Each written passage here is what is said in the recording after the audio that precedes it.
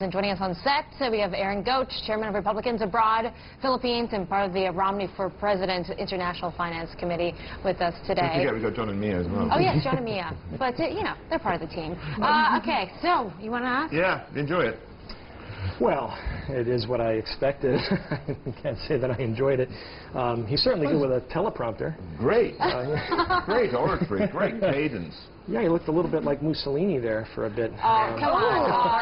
I mean, to be fair, both Obama and Romney were good with the teleprompter. Shaking his fist and everything. Okay, so Aaron, I got to ask you, though, in comparison, why the Democratic Convention so much more glamorous, can I say? Eva Longoria, multicultural, you had Scarlett Johansson. Really? How come the Republicans didn't bring the star power?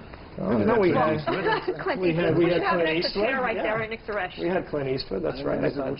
I thought that was fantastic. And yeah, one celebrity. A lot of Americans agreed. There were a lot less khakis in the crowd. No, look, John Voight was also there. There were a lot of people who were on the sidelines, right? I think what matters is the substance, right, and not the celebrity or the star power. And the Hollywood power isn't actually all there in full force as it was back in 2008. A lot of the Hollywood actors who supported Obama in 2008 have decided to either stay quiet and less vocal. Look, I'm not sure if I were running for president that I would want to say that, you know, I want to be elected because Hollywood's on my team, right? I mean, you know, look, most Americans are worried about jobs.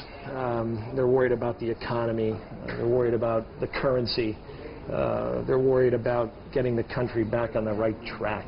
You know, and so while Hollywood might be a nice diversion. Well, I mean, you had Clint Eastwood. You had Clint Eastwood introducing Mitt Romney, whereas Michelle introduced her husband. Look, Michelle, the First Lady, and the President make a powerful couple.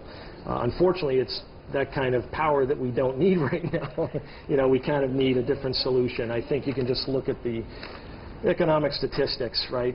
We're awash in red ink, $16 trillion, I think, right now. You know, if you factor in unfunded liabilities, but he inherited a deficit. Yeah, he did. He inherited a deficit when George W. inherited a surplus. He promised to turn it around. He promised to turn it around. Did you, John, you want to say something? One thing that just alarms me about Romney is the foreign policy. Yep. Of the Iran story, we're sitting in Hong Kong. Yep. He's been pretty vocal about calling China a currency manipulator, yet he wants to boost growth by having new trade deals, but his comments about China could lead to trade sanctions. That, I think, is a worrying... And Obama mentioned that in his speech today. He said something about how do you criticize Beijing. I don't quite understand why you would want to upset the Chinese when you really need them as an ally. As an ally during an economic downturn. Well, look, I don't think the comments were intended to upset the Chinese, but merely to state the reality of China as an economic competitor, but they're also an economic partner. I think everyone realizes that, and I think that the Romney campaign realizes it's a dangerous game to play to call them a currency manipulator at this very, very tenuous time. Look, it's a political election, and it's in America, and I would hope. Well, as the only American sitting on this panel right here, a proud American, I will add. American cousins. You've got American cousins. Okay, that counts. And I fully intend to vote this coming election.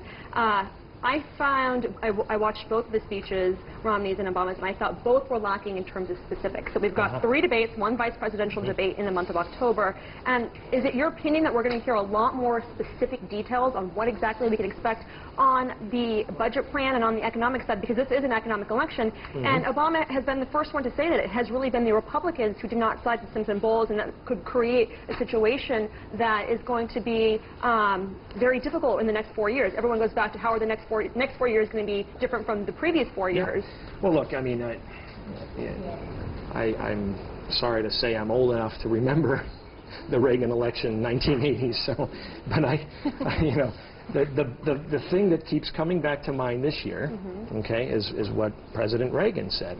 You know, then Governor, former Governor Reagan, candidate Reagan had said in 1980. You know, are you better off, right? And then again in 1984, are you better off now than you were 4 years ago? I really think every American, whether they're a Republican, a Democrat, an independent, a Ron Paul supporter, we need everyone to go into the voting booth and ask themselves that basic question. Are you better off now than you were 4 years ago? And if the answer is no, then I think you need to throw the chief executive out of the office. I mean, that's what would happen in a company. Will you be better off 4 years I'm a from businessman. now, I can tell you if I don't do my job, I'm out.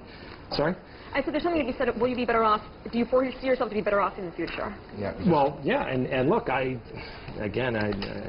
supporting Rami, and I think we do need someone with a business background to look at this financial mess that we're in and to turn it around. We need a turnaround artist, and we need that kind of skill in the White House. We got to go, but thank you so much for joining us today. Well, thank you. It's been a delight, and hope we can come back again soon. And, all right. Well, closer to the election. Aaron, thank you so much. Aaron Goach there, Republicans Abroad.